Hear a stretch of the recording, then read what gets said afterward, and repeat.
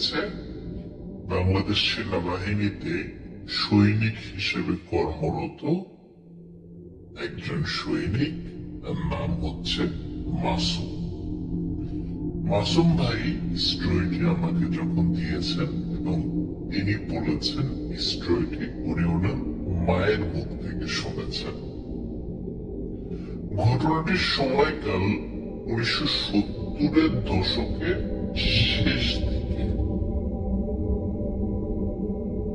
ঘটনাটির স্থান গ্রেটার নোয়াখালী অঞ্চলের লক্ষ্মীপুর জেলার খিদিরপুর নামক একটি গ্রামে। ওই গ্রামে অনেকগুলি খাল ছিল। এমনই একটি বিশাল এবং মোটামুটি গভীরতা সম্পূর্ণ একটি খালের চারদিকে অনেকগুলো সুপারি গাছ ছিল।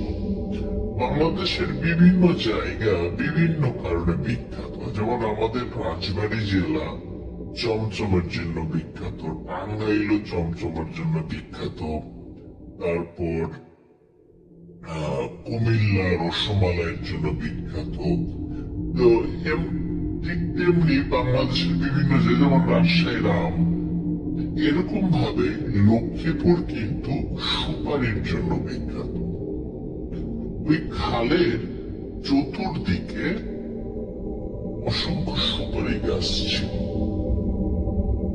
এই সুপারি গাছগুলো পাহারা দেওয়ার জন্য ওই খালের একটি জায়গায় পানির উপরে, স্থানীয় ভাষাটাকে মং বলে, আমরা যেটাকে টং বলি বা মাচা বলি, এমন একটি জায়গা মানে তৈরি করা হয় একটা ছোট্ট ঘরের মতো। ওই ঘরের মধ্যে দুইজন ব্যক্তি থাকতেন।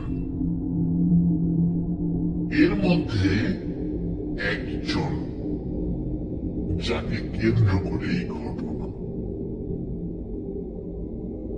তার নাম হচ্ছে রফিক। তবে তার নাম আসলে রফিক কিনা এটা নিশ্চিত হওয়া বেশ কঠিন ছিল। তবে মোটামুটি যতটুকু তথ্য পাওয়া গেছে সেই অনুযায়ী তার নামটা রফিক বলে মনে হয়েছে।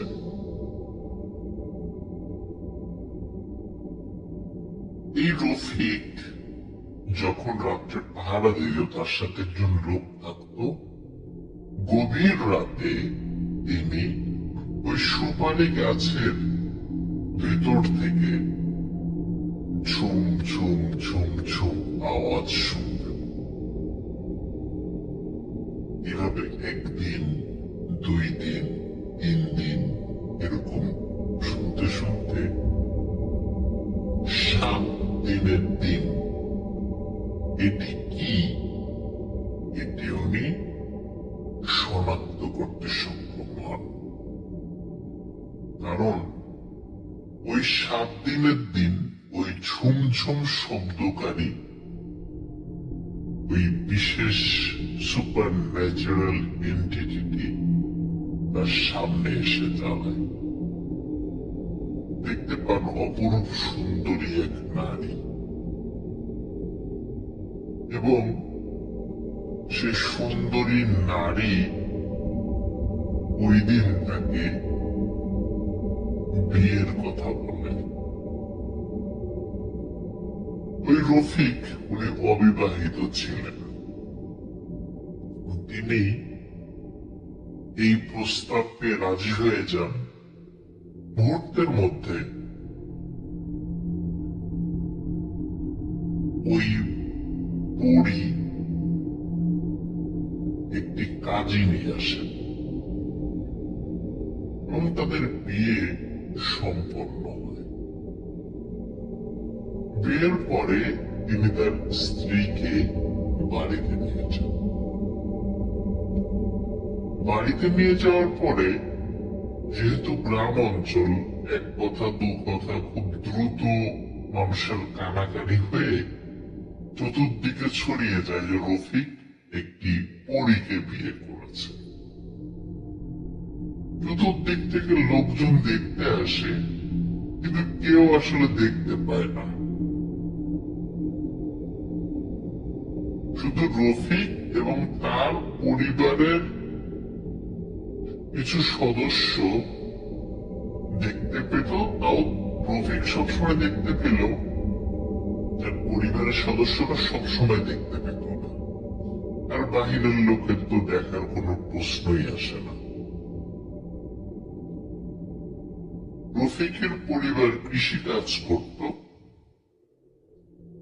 অনেক সময় কেউ কেউ দেখত যে রফিকের মা ধানের পাশে বসে আছে, মাথার উপর একটি ছাতি ধরা আছে, কিন্তু কে ছাতি ধরে রেখেছে সেটা বোঝা যাচ্ছে না।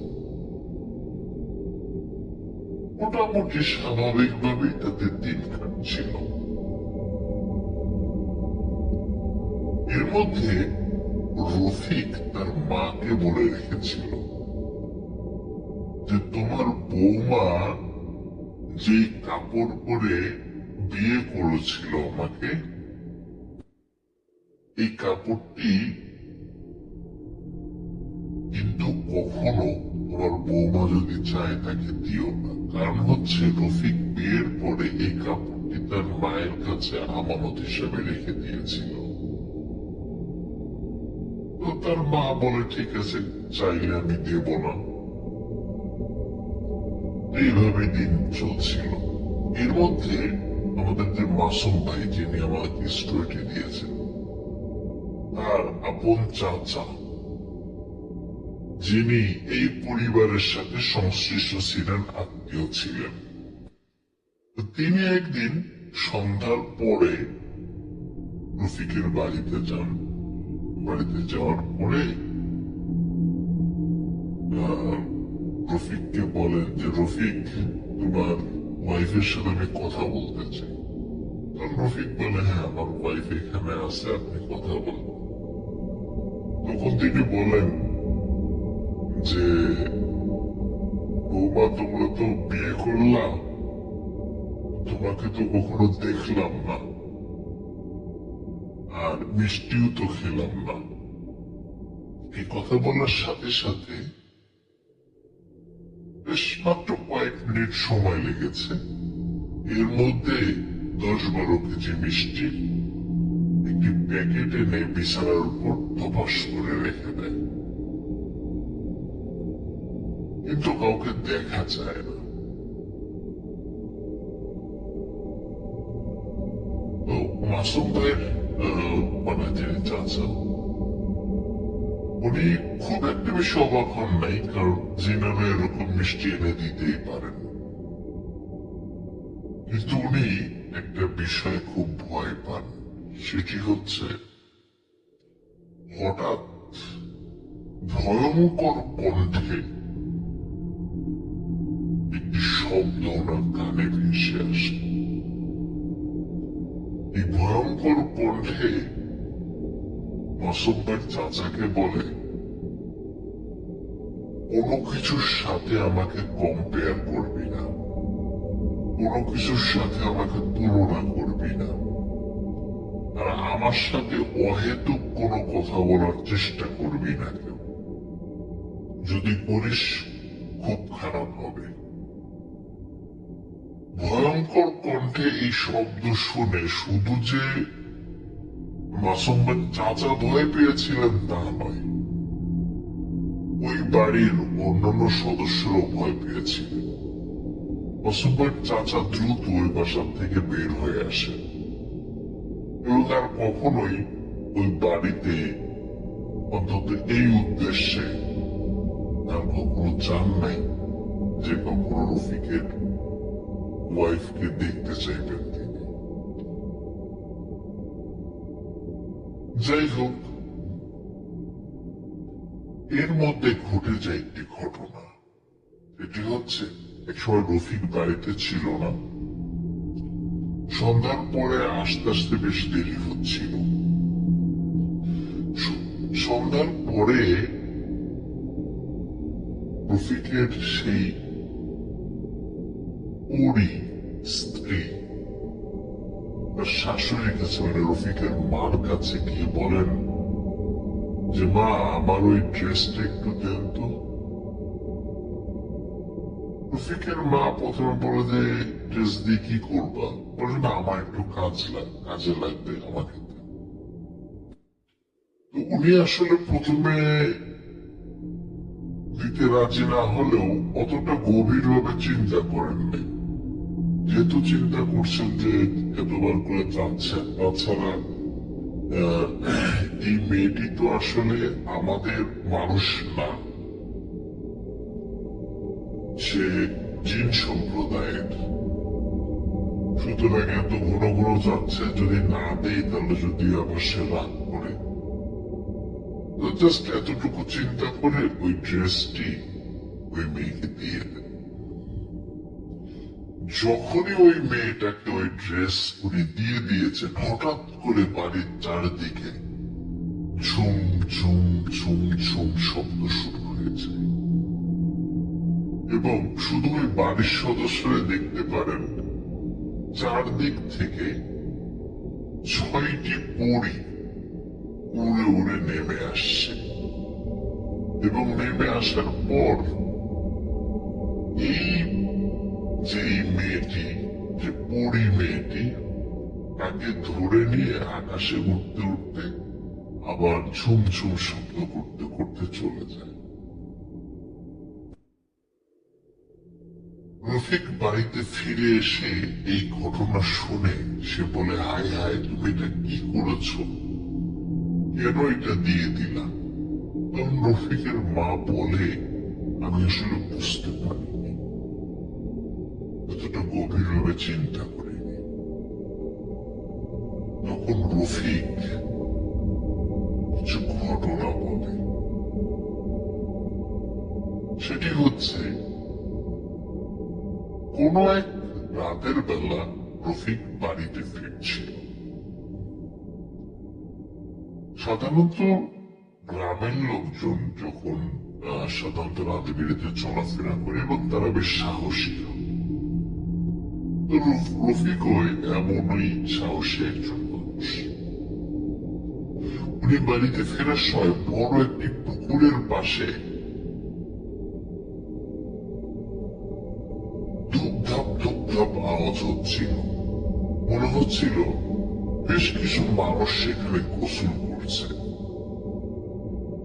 রফিক খেয়াল করে চাঁদের আলোতে তার কাছে মনে হয় সেখানে বেশ কিছু মেয়ে গোসল করছে। রফিকের উচিত ছিল সেখান থেকে দ্রুত চলে যাওয়া, কিন্তু রফিক সেটা না করে সে আস্তে আস্তে পুকুরের কাছে যায় এবং দেখতে পায় যে পুকুরের ঘাটে বেশ কিছু কাপড় রেখে দেয়া। রফিক তার মাথায় একটি দুষ্ট বুদ্ধি খেতে যায়। সে চুপচাপ গিয়ে ওই কাপড়গুলো নিয়ে একটি ঝোপের আড়ালে বসে থাকে। কিছু সময় পর ওই পুকুরে গোসল করা মেয়েগুলো, ওখানে 7জন মেয়ে ছিল। এই মেয়েগুলো যখন দেখলো যে ওদের কাপড় নেই, তারা চিৎকার চেঁচামেচি শুরু করে দেয়, আমাদের কাপড় নিল কে? তখন রফিক সাহস করে বের হয়ে আসে। বের হয়ে বলে যে আমি কাপড়গুলো নিয়েছি, আমি তোমাদের কাপড়গুলো দিয়ে দিব, কিন্তু আমার একটি শর্ত পূর্ণ করতে হবে। এদিকে মেয়েগুলো পুকুর থেকে উঠতে পারছিল না, তখন তাদের ভেজা কাপড় ছিল। বলে কি শর্ত বলো? বলে তোমাদের 7জনের মধ্যে একজনকে বিয়েতে রাজি হতে হবে, মানে আমাকে বিয়ে করতে হবে। প্রথম 6জন রাজি হয় না, কিন্তু ওদের মধ্যে যিনি ছোট, বয়সে ছোট, সে রাজি হয়। আসলে এই 7 জন ছিল পরী, এবং এই 7 জন ছিল আপন বোন। এর মধ্যে ছোট বোন রাজি হয়। তখন রফিক তাদের কাপড় দিয়ে দেয়, তারা একে একে কাপড় নিয়ে আকাশে উড়ে যায়। সর্বশেষ এই ছোট বোনটি, সে যখন কাপড় নেয়, তখন রফিককে বলে, খুব শীঘ্রই তোমার সাথে আমার দেখা হবে। এই বলে সে চলে যায়।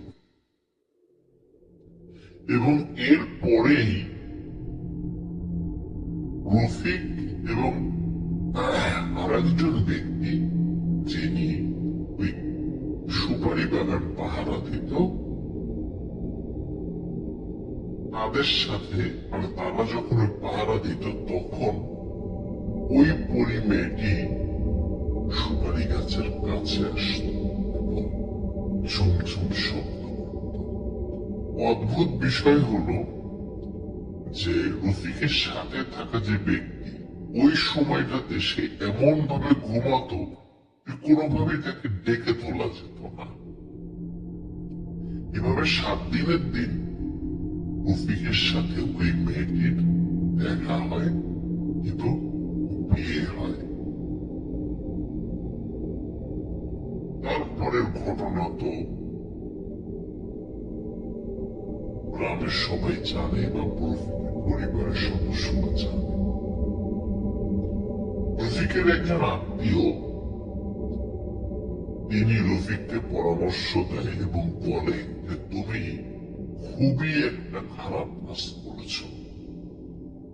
সেটি হচ্ছে, তুমি যখন বুঝতে পেরেছিলে যে ওখানে 7 জন পরী গোসল করছে, তোমার ওখানে যাওয়া উচিত হয়নি এবং তাদের কাপড়ও সরিয়ে রাখা উচিত হয়নি এবং তাদেরকে শর্ত দিয়ে তোমাকে বিয়ে করতে বাধ্য করানো, এটা উচিত হয়নি।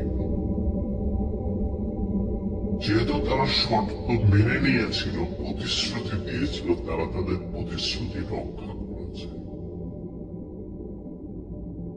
কিন্তু তুমি এই কাজটি খুবই অন্যায় করেছ, এটি করা উচিত না। কাউকে বিপদে ফেলে তার সুযোগ নেওয়া, এটা উচিত না। তুমি কাজটি ভালো করোনি। রফিক তার ভুল বুঝতে পারে, কিন্তু ভুল বুঝতে পারলেও অনেক দেরি হয়ে যায়। এই ঘটনার কিছুদিন পরে, মানে রফিকের যেই পরী স্ত্রী সে চলে যাওয়ার কিছুদিন পর থেকে রফিকের মস্তিষ্ক বিকৃত হতে থাকে এবং আস্তে আস্তে সে পুরো দস্তুর উন্মাদ হয়ে যায়। গ্রামের সকলেই বলতো যে তার স্ত্রীর শোকে সে পাগল হয়েছে, কিন্তু আসলেই কি তাই? লিসেনার্স, কি মনে হয় আপনাদের? সে কি তার স্ত্রীর শোকে পাগল হয়েছে, নাকি জিনদেরকে অন্যায়ভাবে শর্ত দিয়ে তাদেরকে কোনো কাজ করতে বাধ্য করার কারণে আজকে এই পরিণতি হয়েছে? প্রিয় লিসেনার্স, মাসুম ভাইয়ের যিনি চাচা, উনি 2014 সালে মারা গেছেন, যিনি ওই পরী যিনি ছিলেন তার সাথে কথা বলেছিলেন। সেই রফিক এখন কি অবস্থায় আছে, রফিক ভাইয়ের আম্মা, মানে মাসুম ভাইয়ের আম্মা এটি বলতে পারেন। এটি নোয়াখালীর লক্ষ্মীপুর জেলার খিদিরপুর গ্রামের ঘটনা, এবং ওই গ্রামের অনেকেই ঘটনাটি জানেন। আপনারা যারা এখন শুনছেন, তারাও হয়তো বা কোনো কারণে এই ঘটনাটি অন্যভাবে শুনে থাকতে পারেন, আমি ঠিক জানি না। তবে এই ঘটনাটি থেকে একটা বিষয় শিক্ষণীয়। শিক্ষণীয়, সেটি হচ্ছে মানুষ হোক, জিন হোক বা যেই হোক, কারো কোনো বিপদে বা কোনো একটা সুযোগ নিয়ে, কারো কোনো সমস্যার সুযোগ নিয়ে নিজে উপকারী হওয়া বা নিজে উপকার পাওয়াটা ঠিক নয়। সেটি যদি জিনদের ক্ষেত্রে হয় বা জিনদের কোন প্রজাতি, যেমন জিনদের মধ্যে পুরুষ যারা, তারা এক ধরনের নারীদেরকে আমরা পরি বলি, তাহলে তো আরো উচিত নয়, কারণ তারা তো আমাদের জাতি নয়। তারা ক্ষমা করতে সহজে জানে না। তারা জানে অনেক অনুরোধ করলে হয়তো বা কেউ কেউ ক্ষমা করে, কিন্তু তাদের মধ্যে অধিকাংশই খুব একরকম প্রজাতির হয়, যার রেজাল্ট ভোগ করেছিল রফিক। লিসেনার্স, এটি ছিল ঘটনা। সবাই ভালো থাকবেন, সুস্থ থাকবেন। আসসালামু আলাইকুম।